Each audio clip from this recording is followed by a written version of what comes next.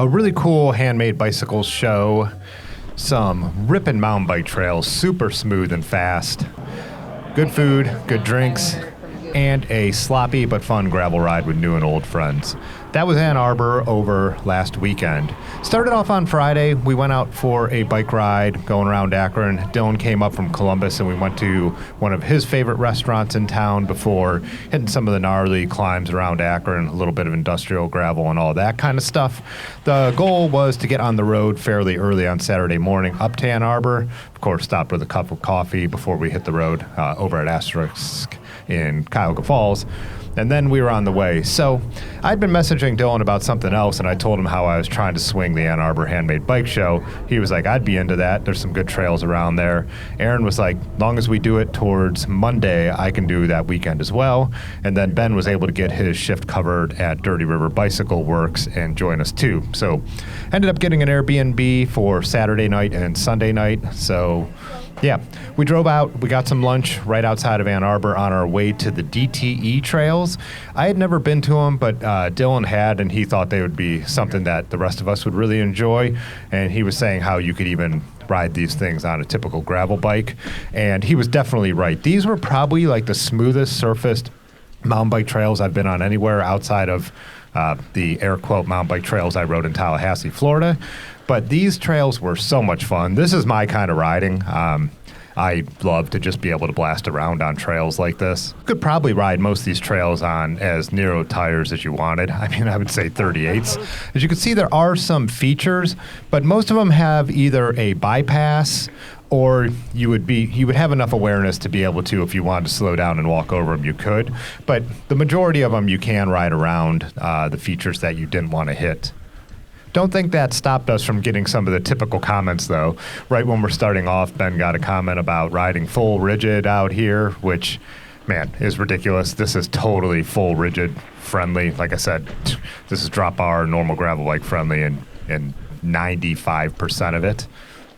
Also, when stopping to rest at one of the top hills, we got mansplained which brakes we should use and how to flow through rock gardens. So here you could see one of the bypasses. A lot of these features, though, would have been totally rideable if you knew what they were going to look like. I'm sure anyone who's mountain biked, you come up to something that looks like a pile of rocks and you don't know what's going to be on the other side of it.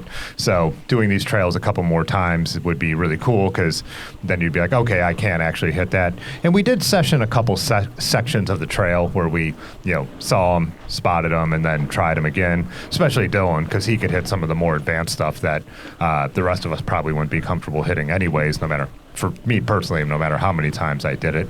I am impressed though, like these trails are really well designed, and like the little humps that you could get some air on. I'm getting better at that. I'm never going to be someone who's sending it down those crazy trails with ski lifts and enduro stuff, but I am getting a little more comfortable, especially with the gunner and the sweep bars at at least doing a little hop off the ground. That section there, we realized we had turned the wrong way and we had come out too early, and so we had missed a ton of the trails. We realized we could take a gravel road and then we could take this little access road to get back on the trails. We had to backtrack a little bit. I think there's 20-some miles of trail, so I think we ended up more with like a 25-mile day trying to hit all the trails because we did backtrack a bit. Here's like some of the stuff, like that little drop would be a little too much for me. Some of the features also, like here, you could see, not really features, but this was, GoPro never shows it, but fairly steep and banked. But I still feel like a beginner could ride this just by tapping on your brakes a little bit. It wouldn't be that bad. I just really do feel like these are very friendly trails, but also, you could literally pedal really fast and get a lot of speed and just have a lot of fun. It's also always fun riding with someone much better than you to get to see how things are supposed to be done, whether you're willing to try them yourself or not. Like, that would be too much for me. It's not my style. And same with this, but again, you could see there's clear bypasses if you don't want to hit the drops and all that kind of thing. These trails are really only about 3 hours from us, and I would definitely go back and ride them again if I was heading out that way, or just even making another special trip to do it.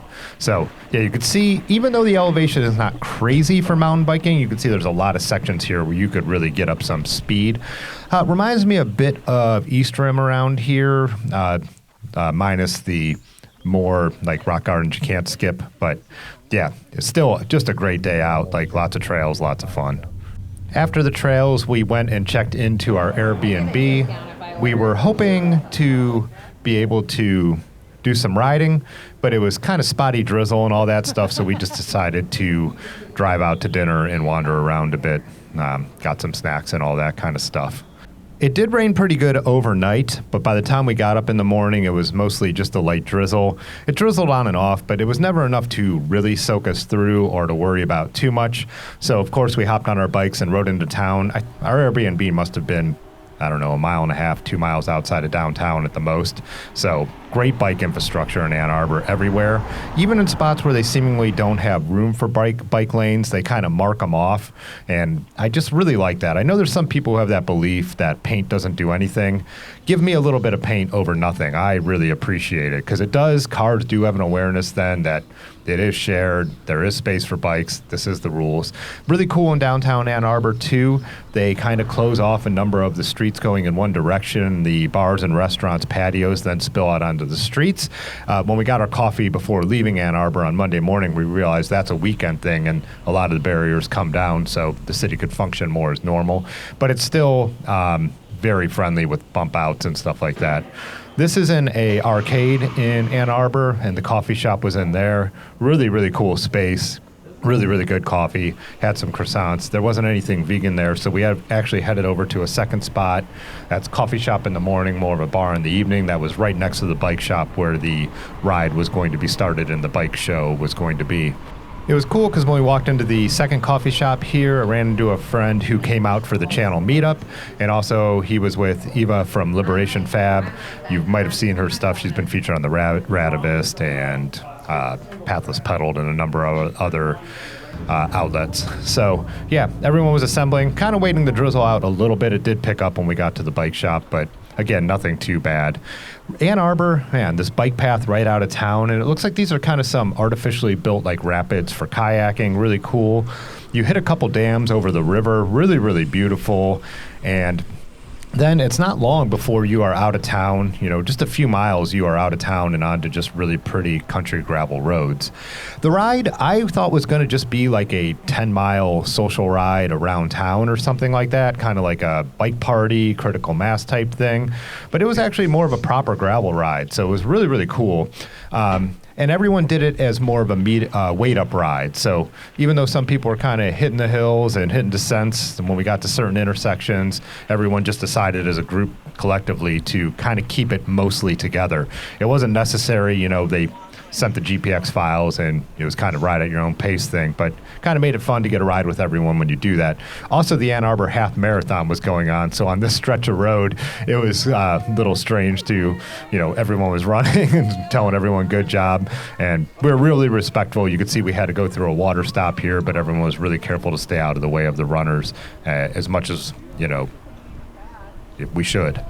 I had some great conversations out on the road talking to some Ann Arbor locals who I had never met before, and just about the area and about different bike rides. But then also some people I had met, you know, at Higher Ground, Hundo, Nutmeg, Hodag last year. So really cool when you start doing more and more of these kind of alt cycling events, you just get to know more people. Right there I was riding with a bag maker who was also going to be exhibiting at the bike show later. Aaron and I were a little annoyed with ourselves because some of the gravel we hit was pretty sloppy from the rain the night before, and we had both brought rear fenders, clip-on ones, and then we didn't put them on our bikes in the morning. You know, that's the problem with leaving the Airbnb before you've had a coffee. How many B's did I put in that first Airbnb? So really pretty country gravel roads just right outside of town, as mentioned. And as I said, I was talking to some other people from Ann Arbor who were telling me that as you head to the west, you could just keep riding gravel roads for just miles and miles and miles. Some of them were pretty soft and chunky and slippery. You actually did have to be a little bit careful. That was, I don't know, to me even more fun. I know some people were like, it's a little too sloppy, but hey, that's how it goes. It's a gravel ride, right?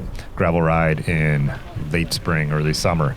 The other thing is they said, you know, if you head towards the west, you kind of start to get into the Detroit, you know, metro region, which to me would also be a cool ride. And they said, a couple people told me that there were good routes to get out to Detroit. So if I lived in Ann Arbor, I would definitely see doing a couple overnighters where you rode out to Detroit, got some dinner, crashed in an Airbnb, then rode home. I'm someone who really likes Detroit.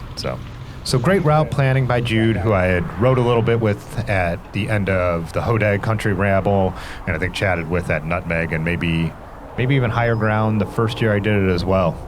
This is the run-in back to town, so a little bit of bike lanes and roads to get back into Ann Arbor proper.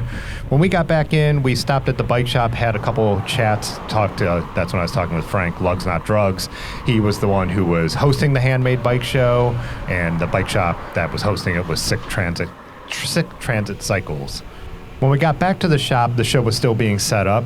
We decided to set off and get some lunch first. Obviously, I think this was, a 30-mile gravel ride, so pretty hungry after that. So after doing the ride and chatting around for a little bit, we decided to head out.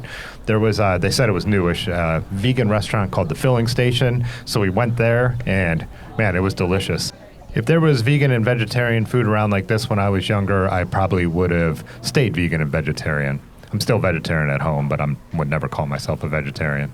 So those are all the dirty bikes from the bike ride, but then upstairs at the bike shop is where the Handmade show actually took place. It was cool. It was a little crowded and tight. Frank had said it was going to be like that, which is no big deal. I was still able to move around and talk to people. I didn't do a bunch of interviews or anything like that. It's not really my style yet, but it's my buddy Woody, who is Roach Clips, who makes, valve caps, bike accessories. Zephyrline Workshop makes bike caps. Really, really cool stuff. Locally, they sell them at Dirty River, and then up in Cleveland at Joy Machines as well. He's in the Upper Peninsula, handmade bike bags and all that stuff. We got to talk while we were out on the road, which is pretty cool. Obviously, all the Lug Not Drug stuff. I actually picked up a Musette bag, which I'll show on the channel later in a different video. I'm pretty stoked on it. And then the Handmade bikes, 1251 cycles with more of like the dirt jump, mountain bikes, stuff like that. There are beautiful bikes from Wake Robin, very classic triangle bikes. Gringo bicycles, which I'll talk about again in a second. And Liberation had her road bike, her gravel bike, and her rando bike, which are all super cool. I really think the rando bike is awesome. Those are the Wake Robin bikes right there. One of my goals was to chat with some of the builders about my rally because it needs some work, which I did with Eva, and I did with Gringo Bicycles, who is actually a bike shop owner in Cleveland, Ohio, Blazing Saddles. So I talked to him about replacing the dropout in my rally. My derailleur hanger has no integrity anymore, and it's integrated. So hoping to make a plan to get that fixed, and we'll also see about the possibility of maybe doing some photos and videos while that happens if he's open to it. But anyways, excited about that. That was one of my goals for the weekend, to find a frame builder to fix my baby. I know I didn't mention everyone at the bike show, but the bike show was a lot of fun. It was fun to hang out, chat with people, and just a really cool experience. Smaller show, but that also makes it a lot of fun too, because then you really get the chance to see everything and chat with everybody. So we also had some other friends from Akron and Cleveland who were up there as well, so Joy Machines guys and stuff like that. After, of course, we went back and got showered and cleaned up, and then we went out for a ride for a while before dinner. We went out with no plan. We thought we hit the skate park here, and then we were just kind of cruising around the town to see it a little bit more. Erin was a little tired and wanted to chill for a while, so she hung back, and she was just going to walk out and meet us for dinner.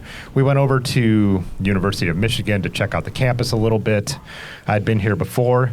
When we were riding this little hill in this park outside of campus, Dylan was climbing the hill really hard, and he broke his hub. So he had to pedal really lightly the rest of the way, because if he pedaled too hard, his the freewheel wouldn't work. So that's kind of a bummer. Look at that. I don't know. Someone who's from Ann Arbor, tell me what the weird deal with this neighborhood and all the power lines being full of tennis shoes. I haven't seen anything quite like this. I mean, I've definitely seen a few pairs of shoes hanging from power lines in my life, but not on this scale.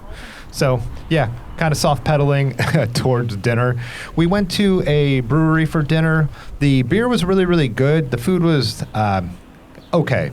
It wasn't bad food, but it was definitely off-the-truck Cisco food that they were trying to charge like way more homemade prices for. So, yeah, I don't know. To me, that's sometimes a little bit of a letdown. It shows in the Google reviews when I read them after, but that's how it goes. Obviously, got to get a photo of a Bridgestone when they're sitting out there. So yeah, just went out for a snack after. We rode a little more that evening, stopped for another beer just to sit around and chat and sit outside. It was an absolutely beautiful night. I had been to Ann Arbor a number of times. One was kind of a work trip. One time I went up to see a photographer give a lecture. I have some friends who live there, and my friend Rick, his niece, lives there, so we've gone up a number of times. Highly recommended, just lots to do, good coffee, good restaurants. Those DTE trails, I can't recommend highly enough if from my description, if it sounds like it's something that's up your alley. To find out more about the stuff that we saw at the show, definitely check out Lugs Not Drugs on Instagram and the Ann Arbor Handmade Bike Show account. That'll do it for this video. See you in the next one. Hit that like button. Peace.